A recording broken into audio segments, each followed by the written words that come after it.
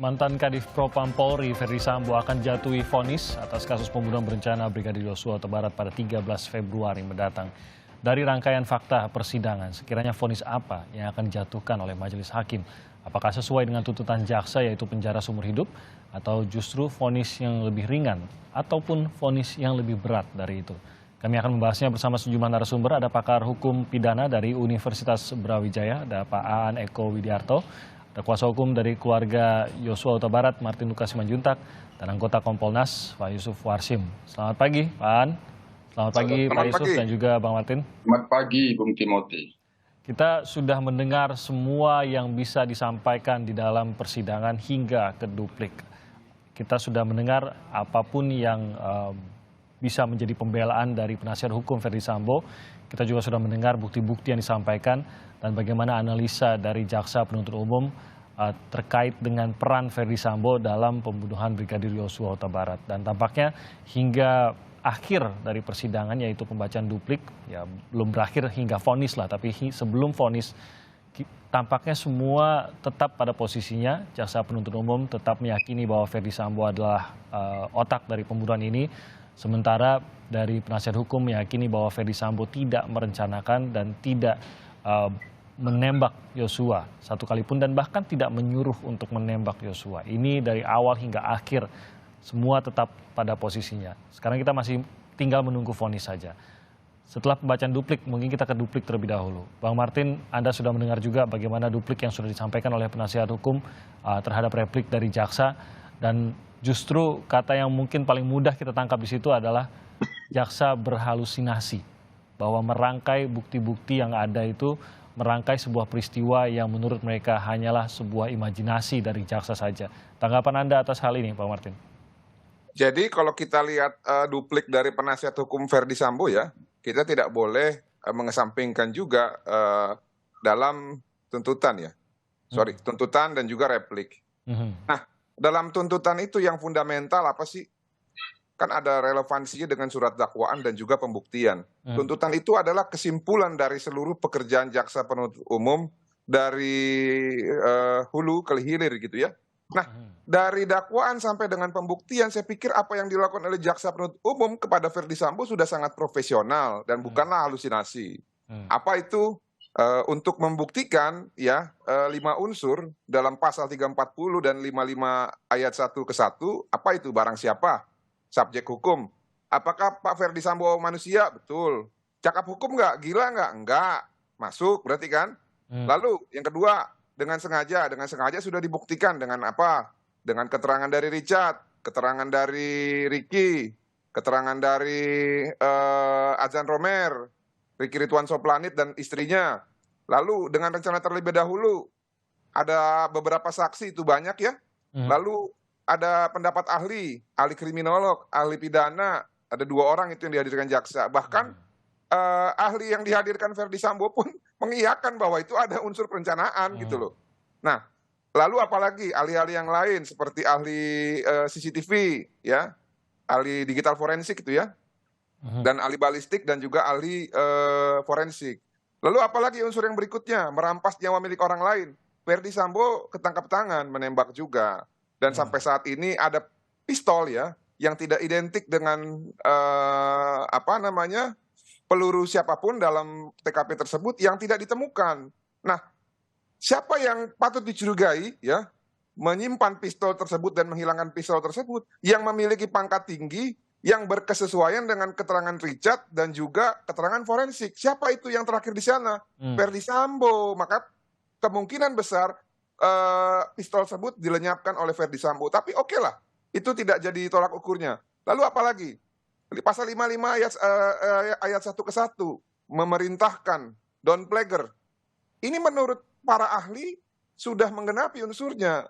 Bukan 551 ayat kedua, tapi 551 ayat 1 ke 1. Nah, kalau penasihat hukum dari Ferdy Sambo kan mengarahkannya ke sana. Karena tidak ada 55 ayat 1 ke 2, maka gugurlah semua dakwaan. Oleh karena itu Ferdy Sambo harus bebas. Nah, ini yang namanya sebenarnya halusinasi dan angan-angan, ya. Nah, di dalam replik jaksa memang kemarin ada serangan, ya, bilang tidak profesional, ya. Kalau itu memang saya kurang setuju, karena memang faktanya dengan niatan untuk mengaburkan peristiwa ini dari penasihat hukum para terdakwa Ferdi Sambo, memang mereka sangat profesional di mata Ferdi Sambo. Jadi mungkin tidak profesional di mata jaksa, tapi sangat profesional di mata Ferdi Sambo dan gengnya. Oleh karena itu, saya tidak setuju kalau dibilang tidak profesional gitu ya. Memang dia sudah menjalankan fungsinya sebagai pembela Ferdi Sambo. Namun yang saya setuju adalah memang benar mereka mau mencoba mengaburkan fakta dengan apa? Dengan seakan-akan tidak ada pasal 55 ayat 1 kedua. Lalu Ferdi Sambo katanya tidak ada niat, hanya emosi sesaat, ya, dan hanya mau melindungi Richard. Bayangin, kalau Richard yang mau dilindungin, buat apa ngelibatin Hendra Kurniawan? Buat apa ngelibatin Benny Ali? Buat apa ngelibatin Agus Nurpatria? Terlalu besar pertaruhannya. Jadi kalau mau bohong ya, bohonglah yang pinter gitu loh. Jangan kita berbohong itu sepertinya kita anggap diri kita benar, diri kita pinter, orang yang lain semua bodoh. Kita semua sekarang rata-rata pendidikan di Indonesia itu minimal SMA. Udah nggak kenal lagi tipu-tipu muslihat seperti itu, Bang Timothy. Oleh karena itu, ya, karena konsistensi dan rasa kepercayaan diri yang terlalu berlebihan dan juga tidak mau mengakui kesalahannya, tidak salah apabila nanti majelis hakim memvonis, ya, Ferdi Sambo minimal seperti tuntutan jaksa, atau kalau Tuhan berkehendak dan menggerakkan hati hakim, ya, tidak salah juga mempertimbangkan apa yang disampaikan oleh keluarga gitu ya. Demikian, terima kasih. Baik, Bang Martin. Saya ke Pak An.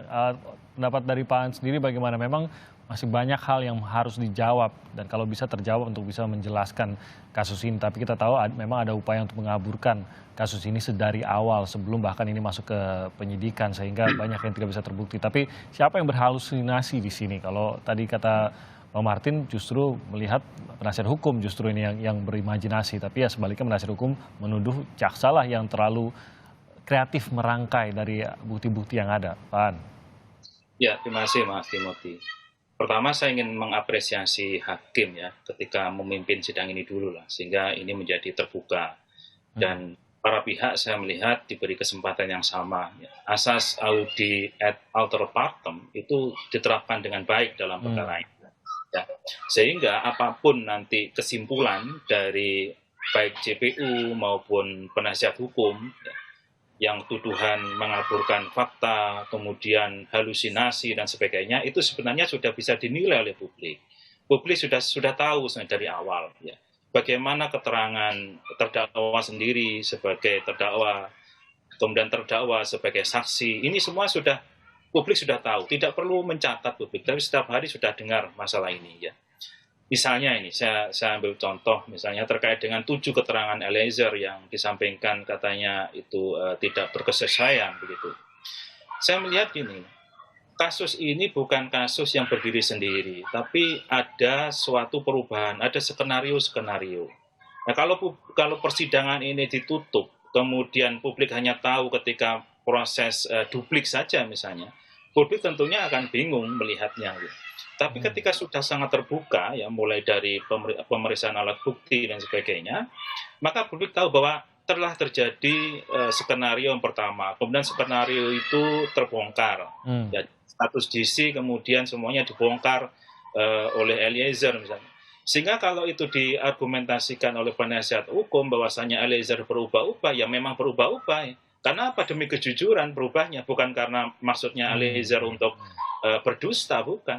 Justru berubahnya itu adalah tidak tahan dengan harus berbohong. Gitu. Ini kan satu hal. Kemudian yang kedua, salah satunya tadi keterangannya adalah tidak adanya senjata Glock 15 misalnya. Karena Eliezer mengatakan itu menembak dengan Glock 15, sedangkan Eliezer sendiri menembak Glock 17. Ya pastilah. Ya karena apa? Karena kan TKP pada waktu itu sudah dibersihkan. Gitu. Ya. Dan mungkin itu bisa dihadirkan di pengadilan. Yang dihadirkan kan hanya untuk mengarahkan bahwasanya skenario-nya adalah tembak-menembak.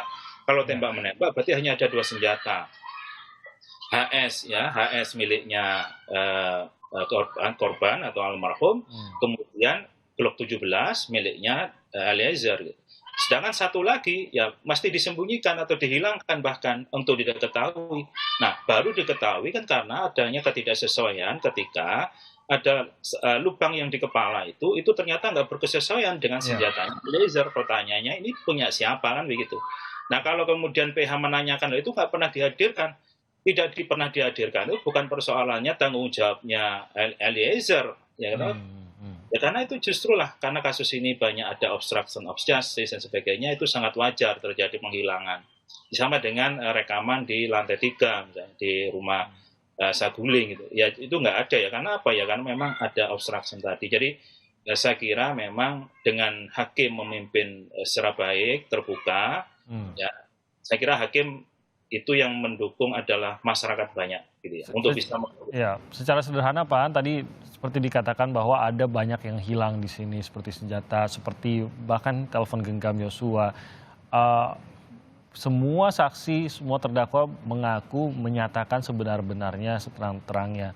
Tapi dengan adanya hilangnya beberapa barang bukti yang bisa dikatakan bisa menjadi barang bukti yang cukup kunci lah di sini untuk membuat kasus ini terang. Dengan sederhana bisa kita simpulkan entah siapa, tapi ada yang tidak berkata dan membuka selebar-lebarnya apa yang ia ketahui. Bisa begitu Pak An. Berarti hakim pun akan menangkap itu. Anda boleh saja mengaku jujur, semuanya mengaku jujur. Tapi dengan adanya beberapa benda yang hilang, yang tampaknya tidak mungkin hilang tanpa sengaja. Dengan adanya perusakan beberapa alat elektronik, yang juga tentunya tidak mungkin tanpa sengaja bertepatan dengan kasus ini. Ada pihak yang tidak jujur di sini. Tinggal menemukan siapa yang sebenarnya masih menyembunyikan sesuatu, Pak An. Ya, itulah yang memang menjadi lubang hitam ya dalam perkara ini, karena tidak ditemukan buktinya itu. Tapi hakim kan tidak hanya melihat pada satu sisi tentunya, satu alat bukti satu sisi. Dengan sistem pembuktian kita, weight alternative stelsel, bagi pembuktian kita adalah pembuktian yang negatif, maka bagi hakim yang diwajibkan minimal 2 alat bukti plus 1 keyakinan hakim. Dalam hal ini ya hakim mempunyai peran yang penting dengan keyakinannya gitu, dan yang penting hakim sudah punya argumentasi ya sebagai sebuah rasio desidendinya.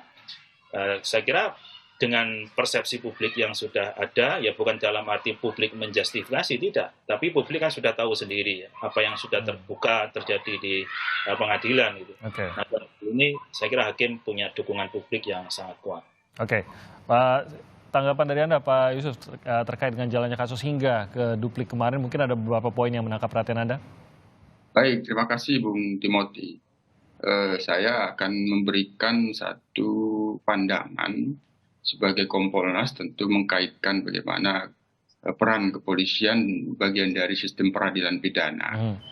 Tadi sudah diungkap sedikit oleh Pak Aan, vonis hakim itu kan yang intinya itu nanti kalau itu terbukti kan dinyatakan terbukti secara sah dan meyakinkan. Nah, jadi bukti-bukti yang sudah ada itu sudah sah, tapi bagaimana hakim itu punya keyakinan. Nah itu. Nah, kita kembali kepada hasil penyidikan dulu. Kan itu bagian dari yang bisa meyakinkan hakim. Penyidikan itu kan hasil dari penyidikan yang kemudian dinyatakan P21 oleh JPM itu kan sebenarnya kumpulan daripada bukti-bukti sebuah peristiwa pidana yang itu dirangkai dalam kelompok alat bukti. Nah, ketika 2 alat bukti itu sudah tercukupi, maka ditetapkanlah tersangka dan itu dilimpahkan ke jaksa.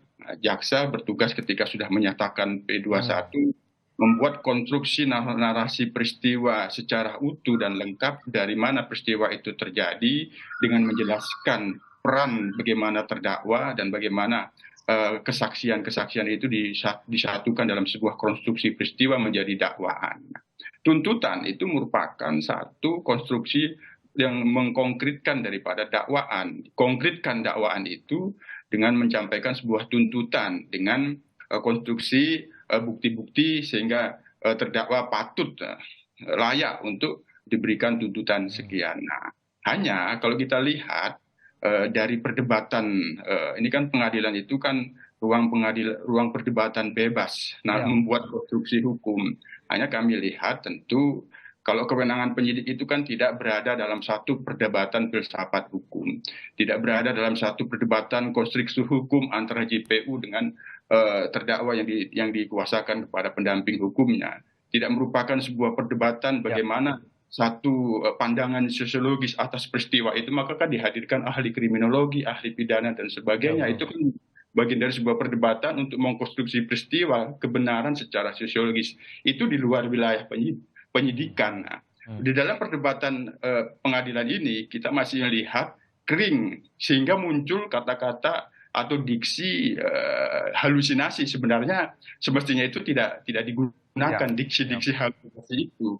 Diksi yang digunakan itu adalah perdebatan filsafat hukumnya, meta teori hukumnya bagaimana. Nah, disinilah fungsi hakim nanti ketika ini mengalami kekeringan seperti ini, versi JPU dan versinya kuasa hukum, pembela hukum, maka bagaimana cara hakim untuk meyakinkan bahwa sah itu patut dinyatakan terbukti secara sah dan meyakinkan ini. Disinilah pentingnya merangkai satu keterangan daripada membela terdakwa, tuntutan, dakwaan itu dikonstruksi dengan satu vonis yang itu mempertimbangkan segala hal. Salah satunya adalah bagaimana konstruksi filsafat hukumnya, misalnya terkait dengan motif, bagaimana perspektif filsafat melihat itu pelecehan, pemerkosaan, dan ada terminologi yang digunakan JPU ada perselingkuhan. Nah, bagaimana merencanakan sebuah pembunuhan berencana dalam konstruksi filsafat hukum, dalam konstruksi teori hukum kriminologi dan sebagainya. Ini akan dikonstruksi hakim sehingga jatuhlah pada keyakinan hakim bahwa ini terbukti ada pembunuhan berencana. Kita sekarang masuk ke persoalan kunci yang kami lihat dari sejak awal. Kami sendiri Kompolnas dari sejak awal mengkomunikasikan peristiwa pembunuhan berencana ini. Posisinya itu ada pada Eliezer. Jadi Bung Timothy, Eliezer ini sejak awal kami sampaikan ke penyidik sebelum itu terungkap mengungkap soal tembak menembak itu. Eliezer ini adalah seorang anggota polisi di Brigadir Mobil dengan pangkat terendah. Kita garis bawahi, dengan pangkat terendah dia bekerja ditugaskan mengawal jenderal. Itu terlalu jauh itu hubungan kekuasaan. Terlalu jauh itu hubungan hierarkis antara pimpinan dan bawah, terlalu jauh.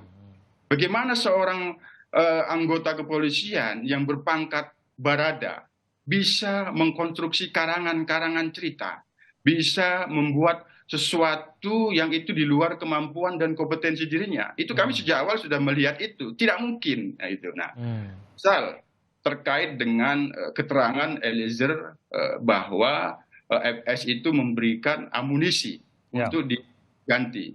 Memang di situ ada satu kelemahan. Siapa yang menyaksikan FS memberikan amunisi kepada Eliezer? Tapi kita harus kembalikan lagi ke dalam posisi Eliezer. Sejauh mana kemampuan Eliezer itu untuk mengarang cerita? Ada cerita dimasukkan amunisi dalam senjatanya. Ini tentu kami yakin akan dilihat oleh hakim nanti untuk membuat keyakinan apakah benar keterangan Eliezer ini dengan kesaksian yang seperti ini. Pak Yusuf, nanti kita akan lanjutkan lagi karena saya ingin juga ke sana bahwa perdebatan dari penasihat hukum adalah ini banyak yang berdiri sendiri menurut penasihat hukum. Nah, sebelum kita break, saya ingin dari Bang Martin saja, singkat saja sebelum, karena Bang Martin harus melanjutkan menuju agenda persidangan. Bang Martin, Anda yakin bahwa hakim bisa menjatuhkan vonis yang sama dengan tuntutan, dan apalagi keluarga apakah siap kalau memang bisa lebih rendah dari tuntutan karena adanya ruang bagi hakim untuk mengisi hal-hal yang meringankan yang saat ini kosong oleh jaksa? Ya, yang pertama bahwa hal yang meringankan itu adalah untuk membatasi supaya tidak vonis maksimal. Dalam hal ini tuntutan jaksa itu belum maksimal, Bung Timothy. Jadi seandainya pun ada beberapa yang dipertimbangkan hal yang meringankan, saya pikir masih bisa kalau kita mau vonisnya itu udah seumur hidup. Nah, apakah keluarga akan siap apabila vonisnya nanti lebih rendah dari tuntutan? Ya, kita lihat saja nanti ya. Tapi yang pasti terbuka peluang besar manakala dua perbuatan berlanjut ya kumulatif itu digabungkan dan dua-duanya terbukti sah dan meyakinkan, maka seharusnya minimal itu vonisnya seperti yang dituntut oleh jaksa kepada Bapak Ferdi Sambo. Demikian. Justru menjadi minimal seharusnya ya tuntutan tersebut. Baik, Bang Martin Lukas, terima kasih banyak sudah bergabung bersama kami. Akan melanjutkan ke agenda berikutnya. Nanti saya akan lanjutkan lagi di segmen berikutnya bersama Pak An dan juga Pak Yusuf. Terima kasih Bang Martin. Terima kasih. Tetap bersama kami. Kami akan hadir kembali lagi menghadirkan perbincangan ini usai jeda berikut ini. Kita akan lanjutkan perbincangan bersama Pak Aan Eko Widiarto, pakar hukum pidana dari Universitas Brawijaya, dan juga bersama Bapak Yusuf Warsim dari anggota Kompolnas. Pak Aan, terkait dengan apa yang disampaikan dalam duplik maupun dalam pledoi dari penasihat hukum, memang yang dipermasalahkan adalah banyak bukti-bukti yang dipergunakan, yang dipercaya oleh JPU, dan kita belum mendengar nanti oleh hakim, yang mereka anggap, oleh penasihat hukum, dianggap ini tidak didukung oleh bukti lainnya, walaupun tentu ini JPU akan berpendapat lain begitu. Tapi saya coba ambil dari argumentasi penasihat hukum yang mengatakan bahwa banyak bukti khususnya yang disampaikan oleh Eliezer yang berdiri sendiri. Tadi Pak Yusuf sudah mengungkap salah satunya terkait dengan pemberian peluru bagi Eliezer. Nah, apakah memang status justice collaborator sendiri ini sudah bisa menguatkan sebuah kesaksian yang diberikan, khususnya bagi yang minim saksi, yang mungkin seperti Eliezer dan Sambo, yang memang hanya mereka berdua yang mengetahui apa yang berlangsung di situ gitu. Apakah statusnya yang menguatkan atau apa yang sebenarnya bisa menguatkan kalau memang ini ingin memperoleh keyakinan hakim, Pak? Ya, memang benar ya. Jadi adanya undang-undang tentang justice collaborator itu, jadi undang-undang ini kan yang ikuti apa yang sudah menjadi budaya hukum, khususnya di negara-negara common law ya, di sana itu memang diberikan privilege gitu ya untuk seseorang yang akan membuka kasus terang-terangnya padahal orang tersebut terlibat bahkan aku di situ. Nah, ini menurut saya akan menambah keyakinan hakim ya, untuk kualitasnya, walaupun dari sisi pembuktian kalau hanya satu saksi memang bukan saksi kan itu, sehingga harus didukung ya, oleh alat bukti yang lain kesesuaiannya begitu. Misalnya ya soal tadi memberikan kotak peluru, kemudian kotak itu diminta untuk diisikan ke senjatanya Eliezer, kan begitu kan? Dan dalam keterangan Pak FS ini kan dibantah, enggak, saya nggak pernah memberikan itu, kan kita dengarkan itu di persidangan. Nah, sekarang persoalannya adalah ketika outputnya itu kan berarti ketika penembakan ya, ketika itu sudah digunakan, ada berapa jumlah peluru yang ada di sana? Kalau hampir full, ya pantas diduga oleh hakim bahwasanya ya memang diisi begitu. Nah, kalau hampir full gitu ya, karena dalam keterangannya kan fullnya saya nggak salah sekitar 17, teman diisi 16 supaya nggak macet, alasannya Eliezer begitu. Gitu. Sisanya itu sangat banyak ya, memang hampir full yang diisikan itu. Nah, ini menjadi menjadi perkesesuaian tentunya antara keterangan yang ada dengan alat bukti dari balistik misalnya yang sudah menghitung berapa sih jumlahnya, sisanya, proyektilnya berapa gitu. Nah, jadi bisa dianggap buktinya begitu ya. Nah, ini yang saya katakan tadi, membangun, apalagi sudah ada dari LPSK yang sudah memeriksa bahwasanya yang bersangkutan itu jujur, yang bersangkutan konsisten, kan dievaluasi terus. Gitu ya. Nah, dalam hal ini ya tentunya di Undang-Undang Perlindungan Saksi dan Korban sebagai undang-undang yang tadi saya katakan ada konsep justice kolaborator di sana, ya ini menjadi kekuatan bagi hakim lah untuk menghadapi masalah ini. Oke. Saya ke Pak Yusuf, mungkin Anda boleh menambahi kalau tadi Anda masih masuk ke sana begitu, bahwa banyak yang berdasarkan sebuah keterangan, tapi kita tahu tadi juga Bang Martin mengatakan ini nggak terungkap nih. Kalau Eliezer andaikan tidak mengungkapnya, bisa-bisa kita masih pada tembak-menembak antara polisi begitu. Nah, nilai dari keterangan Eliezer ini menurut Anda, mungkin melihat juga bukti-bukti yang sudah dihadirkan, apakah ini akan bisa meyakinkan hakim dan tidak hanya berdasarkan satu kesaksian saja?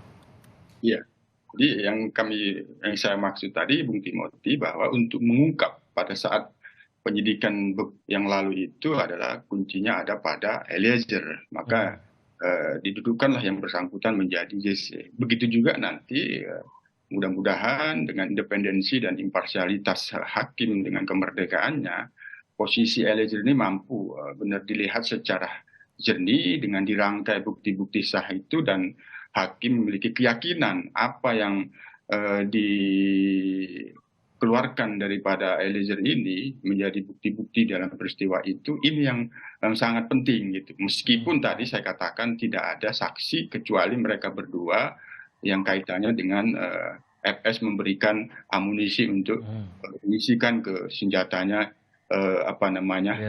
Eliezer. Tapi kan itu nanti bisa dirangkai dengan hasil forensik. Ini peluru siapa gitu? Apakah ini HS atau Glock atau ada Glock lainnya?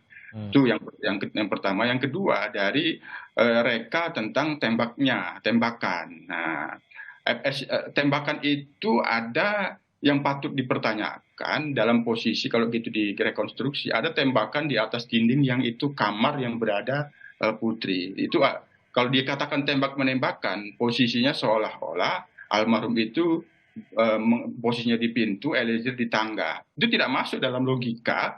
Hanya dua senjata gitu. Senjata Glock yang digunakan Eliezer untuk menembak almarhum itu kan dipegang. Nah, senjata siapa yang mengarah ke dinding yang itu ada TV, lemari TV? Itu tidak mungkin senjatanya si Eliezer. Itu maksudnya seperti itu nanti dirangkai sebuah peristiwa itu berpatokan kepada apa yang dimaksud Eliezer. Artinya, Bung Timothy, apa yang kami maksud dalam sejak proses penyidikan ini diungkap melalui Eliezer. Begitu juga nanti harapan kita. Hakim bagaimana membuat keyakinannya secara filsafat hukum, secara yuridis bahwa apa yang keterangan, kesaksian daripada Eliezer dalam posisi terdakwa itu tidak karangan-karangan. Secara psikologis dia seorang anggota polisi yang berpangkat rendah, tidak mungkin memiliki kemampuan untuk mengarang cerita secanggih itu dalam sebuah konstruksi tembak-menembak yang dari sejak awal yang itu dikonstruksi oleh FS. Itu maksud saya, Bung Timothy. Dalam hal ini nanti kita menunggu vonis hakim. Mudah-mudahan hakim benar-benar melihat secara jernih, hati nurani dengan kemerdekaannya, dengan melihat apa yang keluar daripada Eliezer. Itu, Bung Timothy, kami melihatnya. Oke, Pak An, saya mau berbelok sedikit terkait dengan isi dari replik dan dupliknya begitu. Dalam repliknya jaksa menyatakan bahwa ada berbagai upaya yang bukan hanya datang dari terdakwa tapi justru dari penasihat hukum terdakwa, bahkan mengatakan bahwa ada sebuah kerjasama antara atau bahkan berada di tim yang sama, dikatakan ada para pengacara dari Ferdi Sambo, Kuat Maruf, Ricky Rizal berada di tim yang sama. Otomatis Putri Candrawati karena sama dengan pengacaranya Ferdi Sambo begitu. Nah, Anda sendiri melihat apakah memang ini boleh dimasukkankah, seharusnya disampaikankah dalam proses persidangan tersebut, atau harus ada pembuktian lagi kah kalau memang mereka mencurigai adanya apa yang tadi disebut Bang Martin, justru ini profesional, tapi profesional yang diinginkan oleh Sambo, begitu Pak?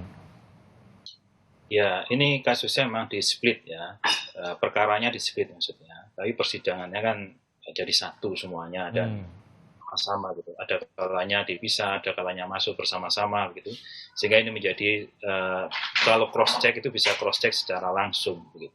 Dan terbuka ya, kita senangnya tadi adalah terbuka ya, semua pihak diberi kesempatan yang sama kemudian terbuka sehingga orang di luar sidang pun bisa melihat gitu. Nah, kesempatan pun yang diberikan baik kepada Eliezer, kepada FS, kepada PJ, kepada Kuat, kemudian RR, ini kan sama juga semuanya, semuanya kepada duplik. Ini kan kesempatan yang sama. Nah, otomatis dalam hal ini ya semuanya bisa berkreasi sesuai dengan kepentingan masing-masing. Hukumnya kan tentunya berbeda-beda walaupun sama-sama di lokasi.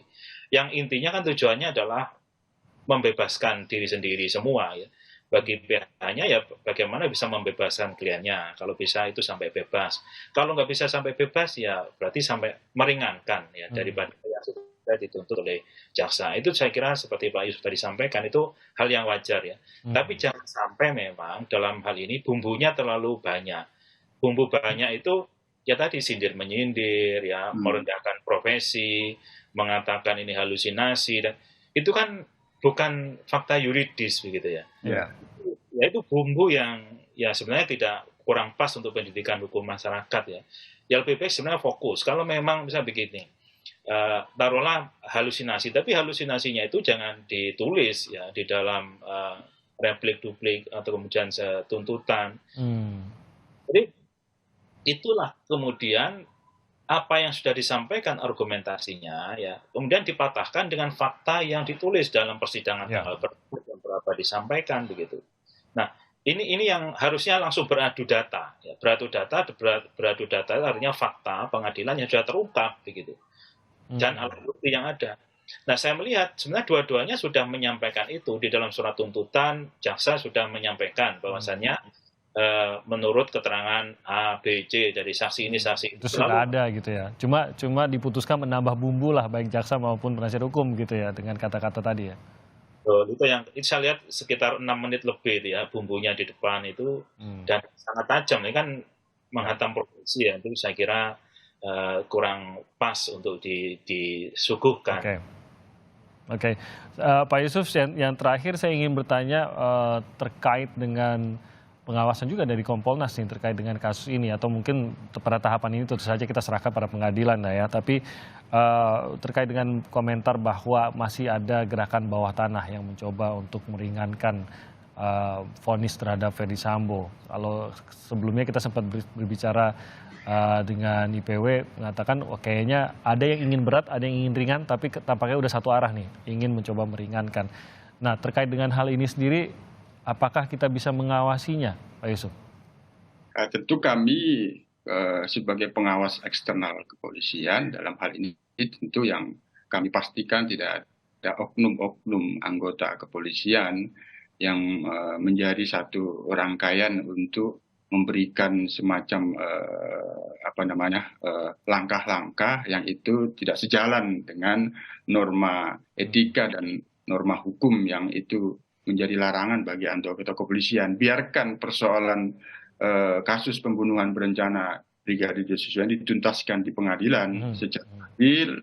Jadi itu hanya memang sebelum kasus ini divonis dan mendapatkan putusan pengadilan yang berkekuatan tetap, tentu Kompolnas belum bisa tidak hina. Kami terus memantau kalau memang ini nanti hak daripada terdakwa setelah divonis mengajukan banding, tentu itu kan hak hukum ya, tidak bisa larang-larang. Nah, kami terus akan memantau dengan memastikan tidak ada oknum-oknum anggota. Ya tentu kan bagaimanapun EPS masih punya teman, masih punya jaringan yang bisa dikatakan dimintakan bantuan. Tentu yang namanya bantuan itu barangkali doa, itu wajib bagus kalau itu bantuannya doa. Tapi kalau sampai terlibat dalam apa yang dimaksud Pak Menko Kompolnas bagian dari gerakan bawah tanah, itu yang akan kami pastikan terus kami pantau, Bung Timon.